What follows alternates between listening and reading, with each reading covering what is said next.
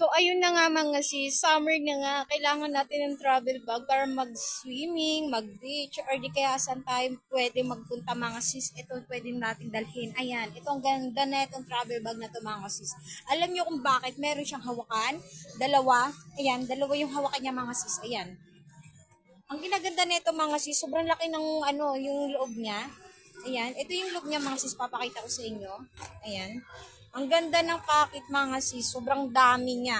Ayan. Ayan yung packet sa loob ng mga sis. O, ayan, isa. Ayan. Tapos, meron dito mga sis. Ayan.